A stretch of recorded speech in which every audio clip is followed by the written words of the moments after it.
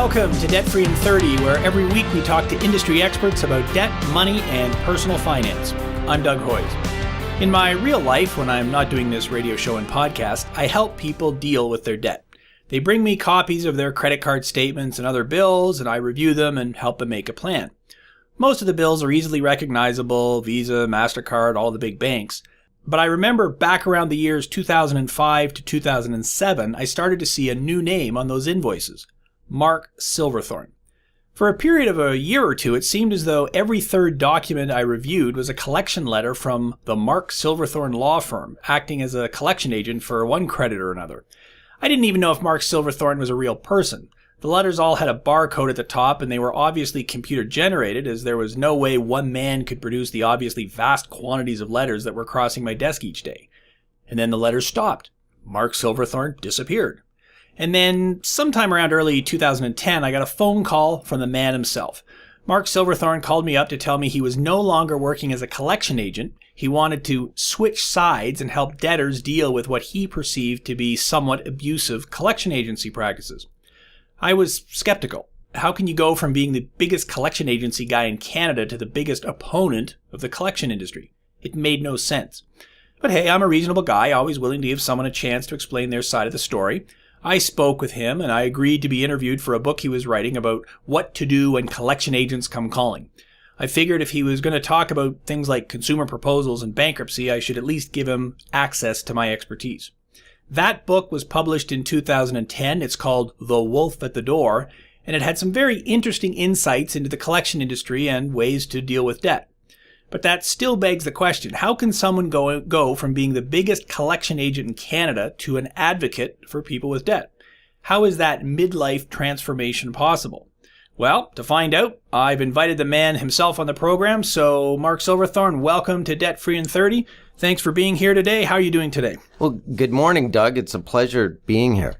Well, so thanks for being here. So I alluded to your past. So tell me the story of your life as a collection agency lawyer. I started the show by talking about all of these Mark Silverthorn letters I used to see. And at your peak, how many letters were you sending out? How many collectors were you working with? Well, Doug, over a 12-year period, I worked as a collection lawyer for 4 of the 10 largest collection agencies operating in Canada, all of whom were based in the GTA. My office sat right next to the collection floor. I just had to open my door, and there literally would be hundreds of collectors sitting outside my door. Wow. So it was a huge operation. And so what causes you to give up a lucrative career as a debt collector to become a consumer advocate? Well, Doug, I had an epiphany. I was in the backyard with my 8-year-old daughter, and I just asked her, "What does your daddy do for a living?" And she said to me, "You send people letters that say pay your bill, and if they don't, then you put them in a garbage can." And, I felt like I'd been run over by a tractor trailer. Is that all that my life meant? And so I asked myself some questions. Is this all there is in my life? I mean, is it possible for me to have a purposeful life where my life has meaning? Is there something I could do, anything, where my existence would make the world a better place? And I thought, what better way to take all this knowledge I gained as a collection industry insider over 12 years and share it with consumers to help level the playing field. What I really think is important is creditors have a legitimate right to collect debts, and they have all kinds of resources. They've got lawyers, they've got millions of dollars in technology. The poor consumer has very little resources, and it's just not a level playing field, and that's really what I've tried to do. Well, and I want to get into talking about some of the dirty tricks that collection agencies might use. But before we do that, I want to talk about what you're doing today. And before we do that, I want to finish off kind of your life history here. So after you wrote your book in 2010, you then got into the debt settlement business. So tell me a bit about that. Well, I mean, after I wrote my book, I had the opportunity to represent a significant number of consumers, and I personally negotiated hundreds of lump sum settlements where my client would make a one-time lump sum payment to a creditor as settlement in full. And often we were able to negotiate favorable settlements, some as low as between 10 and 20 cents on the dollar. And now you're not doing that anymore, though. That's correct. So what are you doing now? Today, I'm the founder of a consulting firm called Comprehensive Debt Solutions, Inc. And the mission of that firm is to, number one, is to improve the financial literacy of Canadians, particularly as it relates to debt. Number two, to be a consumer advocate and to shine a spotlight on the collection industry and on what I call the debt help industry, on those areas where I feel that vulnerable Canadians are being taken advantage of. And finally, what I do as well is that I will provide personalized telephone consultations to individuals at a modest cost. So what we'll do in the show notes, which you can find at hoys.com, I'll put a link to your website, your blog, some other resources so that people can track you down. So, okay, let's talk about, let's get some of the knowledge from your past life as a debt collection agency insider. Give me 5 dirty tricks that bill collectors use, things that they probably shouldn't be doing, but that they are. So give me the your top 5 dirty tricks used by unprofessional bill collectors. Well, the number one dirty trick would be threatening to sue a consumer in circumstances where the bill collector does not have express permission from the creditor to do so. In Ontario, it is illegal for a collector employed by a collection agency to threaten to sue you if the creditor has not authorized the collection agency to sue you. And typically, creditors don't authorize collection agencies to sue files. If they want a file sued, they'd give it to a lawyer or to a law firm. It would never even get sent to a collection agency in the first place. So it's highly unlikely that a collection agent will sue me. That's correct. In my book, The Wolf at the Door, I estimate that collection agencies collectively across Canada fewer than 1 in 10,000 accounts placed with them for collection. 1 in 10,000 times you're going to get sued. The rest of the time, it's an idle threat, in effect, is what you're saying. Right. Now, if a creditor does want to sue you, then they'll send it to a lawyer or a law firm, or they'll do it internally. So I don't want your listeners to think that the odds of you being sued are 1 in 10,000. It's if you get a call from a collection agency, or if you get a collection notice from a collection agency, your account is going to be with that agency for a period of time. And while it's there, the odds are relatively remote that you're going to be sued. So they're not going to sue you. They could send it back to the original creditor to sue you. Okay, so give me, dirty trick number 2 then. Okay. If the second, probably number 2 on our dirty tactic hit list is the practice where a collector will call the person responsible for payroll at a consumer's employer and say, "Hi, I'm John Smith. I just want to confirm that such and such a person is employed there." "Oh, yes, they are." "Well, are you the person who's responsible for wage garnishments?" "Oh, you are. Thank you very much. Goodbye."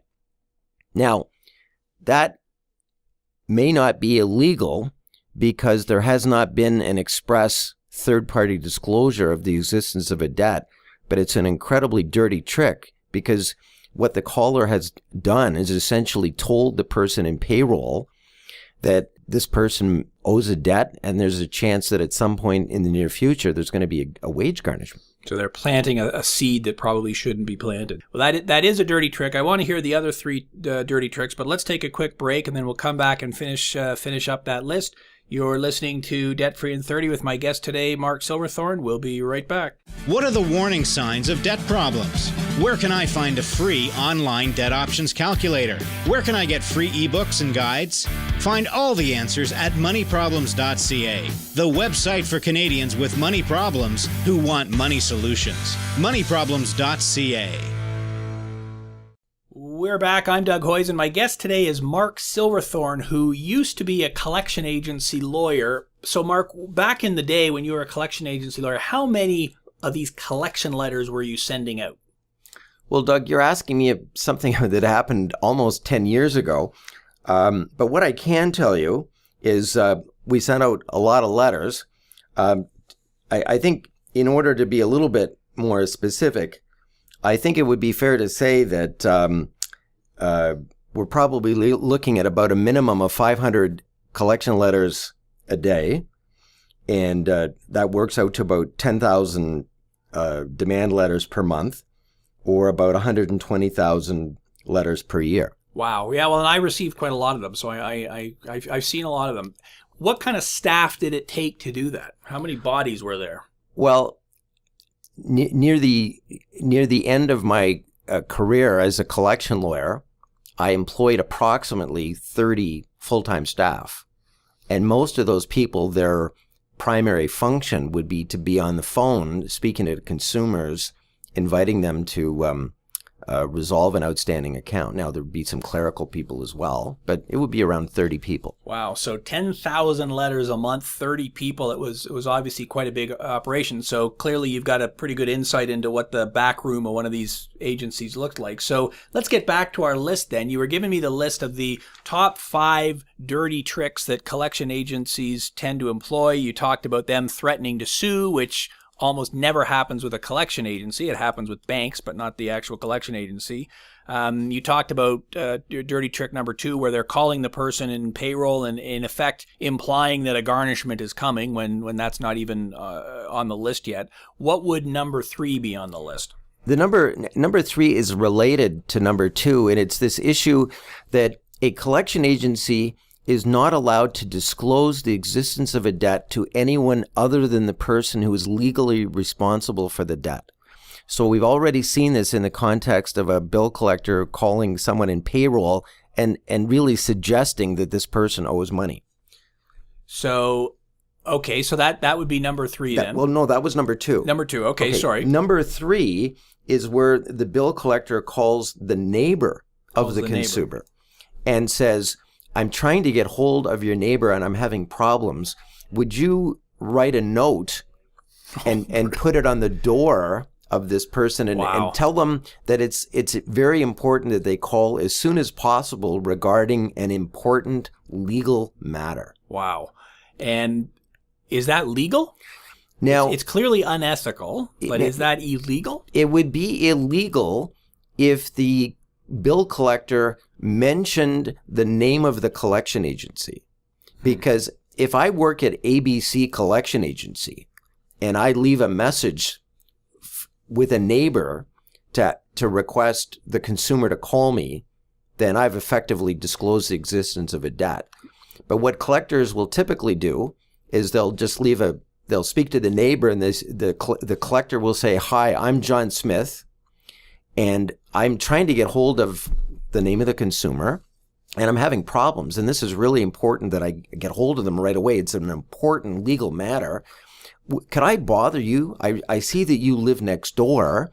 Could you just put a note on so-and-so's door asking them to call me, and this is my number?" Yeah, clearly a dirty trick, and obviously designed to embarrass you in front of your neighbor, if nothing else. Well, and the thing is, if the bill collector does this repeatedly, what is the neighbor supposed to think? Yeah, and that's why they're doing it, obviously. So, okay, I would agree that's definitely a dirty trick. So give me number 4 on your list then of dirty collection agency tricks. And this is a really bad one, number 4. Making a false report to a credit reporting agency that a consumer has made a payment on an outstanding account. And what that effectively does is it refreshes the age of the account on a credit report. And to give you some background, if you have an outstanding account on your credit report under the Ontario Reporting Act and in similar laws in other provinces, if you have an unpaid account, that has to drop off your credit report 6 years from the date of your last payment. Now, what some collection agencies will do, and what some debt buyers will do, in order to refresh the date on the account, they'll make up a non-existent or a fictitious payment, or they may even make a $10 payment. And they'll report it as being a payment made by the consumer, and that will restart the 6-year clock. And I just had a call a couple of weeks ago where someone couldn't get a loan in connection with a student loan that was like 15 years ago. They made their last payment, but it shows up on their credit report because a collection agency made a notation on their credit report 2 years ago that they made a payment. Wow. And you're right. They either make a false report or they pay $10 and say, oh, yeah, we got $10 and now you've started the clock ticking. So I agree that's definitely a dirty trick. So give me number 5 on your list then of collection agency dirty tricks. Well, it's making a false statement to the consumer in terms of something that may happen in terms of the legal process. So, for example, it could be something like calling up the consumer and saying, listen, our process servers only work 9 to 5. So is it okay if they come by to your office between 9 and 5 tomorrow? And this is in circumstances where the person hasn't been sued. So there isn't going to be any process server doing anything unless a consumer were to be sued. Now, I'll give you an example. I mean, I can remember a group of collectors sitting around having a coffee and having a good laugh because the collector called a stay-at-home mother one day and advised her that the bailiff would be attending at her home at 5 o'clock that evening. And because they had an unpaid account and because there was they had got a writ of seizure and sale, that it was going to be necessary for her to put all of the family's electronics and home entertainment equipment out at the curb so that the bailiff could pick this up and seize it and take it away. And in fact, these people had never been sued. If they had been sued, they would have had an opportunity to file a defense and defend it. So when the husband arrives home shortly after 5 o'clock, he sees the TV, the stereo, all the home electronic equipment out in the boulevard. And you can imagine the embarrassment, neighbors walking by. Yeah. What's going on? But these are the kinds of dirty tricks that go on. And some collectors think this is a hoot. So what then am I supposed to do as a debtor if a bill collector gets me on the phone? So they get me on the phone and they're throwing all that stuff at me. What approach should I take then? Well, I mean, I think the first point I'd like to make, Doug, is that a consumer is under no obligation whatsoever to speak to a bill collector. And it doesn't matter if it's someone from the original creditor. It doesn't matter if it's a collector from a collection agency. It doesn't matter if it's someone who works for a debt buyer or someone who works at a law firm or a telemarketer or anybody or, your ex-wife. I mean, you are under no obligation to speak to anybody who calls you. And if somebody calls you and you don't want to speak to them, you're certainly within your rights just to hang up. So I can just hang up. Now, that must have some implications, though. It can't be that easy. Oh, well, if I just don't talk to them, they'll go away. Well, if I recall correctly, in most provinces, a collection agency is required to send you a written notice 5 or 6 days before they start calling you. So that it's very possible that you've received a written notice from a collection agency before that they've made a call. Now, certainly, if a person wants to speak to someone at a collection agency, they can. And what they may want to do is ask the collector certain questions. And at any time, the consumer should feel comfortable terminating the call. But I've just made a list of some of the questions that you might want to ask a collector. Fire away. Well, what is your name? What is the correct spelling of your last name? What is the correct spelling of your first name? What is the name of your employer? What is your phone number? Is there an email address where I can contact you or your supervisor? What is your fax number? What is the name of the creditor on whose behalf you are calling? What is the account number you are calling about? What is the outstanding balance on the account? What is the date of last payment? Are you able to provide me with any documentation proving that I owe this account? And would your client consider accepting a lump sum payment equal to 25% of the current outstanding balance? So I guess what you're saying is, yeah, you can push back. You don't have to just let them yell at you and scream at you and tell you to put your TV on the front porch, which is not even legal anymore anyways. You can ask questions, you can push back, and that's the starting point as a consumer. Get the full information, get them to put it in writing for you, is what you're saying. Right. And I mean, if you ask the collector for the spelling of their name, the collectors may, if it's an unprofessional collector, the collector may be intimidated by that, because the collector, I mean, the reason why you're asking those questions is because if you want to make a complaint against the collector, you need to know the collector's name. Yeah, it makes sense. So cool. We're going to take a break and come back to wrap it up. Mark, thanks for being here today. You're listening to Debt Free in 30. Do you have money problems? Don't know where to go for unbiased advice? Check out moneyproblems.ca, the website for Canadians with money problems who want money solutions. For solutions to your money problems, go to moneyproblems.ca. Looking for information on budgeting, debt consolidation, credit counseling, debt management, and debt settlement?